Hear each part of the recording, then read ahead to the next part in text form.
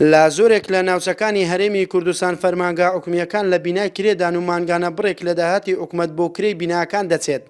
لە ئێستاشدا بەهۆی قەیرانی داراییەوە کرێی بیناکان ئەرکی حکومەتی قوڕستر کردووە.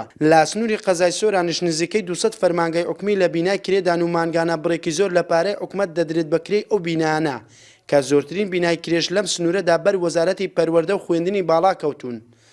ئێمە ڕێژەیەکی زۆر لە قوتابخانەکەمان لە سنووری پەروەردەی سۆران بەکرێمان گرتوونە و هەروەها ئەو مامۆستایانێکەوە لە هەولێرەوە دێن ناچارین ئێمە بەشە خۆیان ببگرین.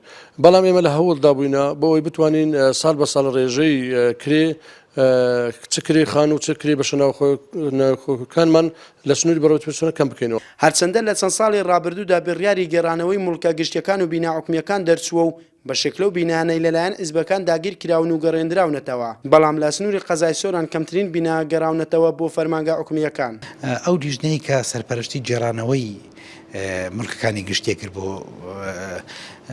حکوومەت ئەوە لیژنەیەش تایبەت بوو، یعنی ئێمە پێڕانە سپاردرای بووینەوەکو ئیدارەی خۆزەی بۆی ئیش لەسەرمان لیژنەیەک هات تەنها ئێمە ئاوکاریمانەکردن بۆی بتوانین دەستنیشانی ئەو شتانە بکەین. بەوتەی بەڕێوەبەری گەنجینەی سۆرانش ئەو پارانەی لە کرێ بینا حکومیەکان خەرج دەکرێت ئەگەر پلانێک هەبێت دەتوانرێت بەشێکی زۆری بینای پێدروست بکرێت و بودجەیەکی زۆریش بۆ حکومەت بگەڕێتەوە. ینی بودجەیەکی زۆر دەڕوات کە بەو مەبلەغە بڕات بۆ کرێ بودجەیەکی زۆرە، بەڵام دەکرا پلانێک هەبێت بەوەی کە بودجەی ساڵێکی ئەو کریانە بتوان نەقسام داخلی شتووە پێچاو بکەن لەوانەیە ئیسفادەی زیاتر بی یاخود لەوانەیە کۆمپانیا هەبی ئەو کریانە وەربگریتەوە بە تێکرا بتوانی دروستی بکات بۆ هەم بۆ خوێندنی باڵا هەمیش بۆ وەزارەتی تەربیە کە بیرێک لەوە بکەنەوە ئەو پارایی کە بۆ کرێکان دەچی دەتوان ئەقسامی زیاتری پێچاو بکەن لێرە شوێنی باشتری پێچاو بکەن.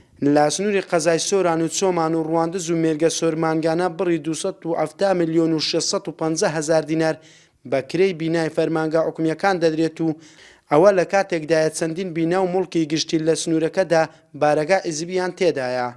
عەبدوڕستای NRT قەزای سۆران.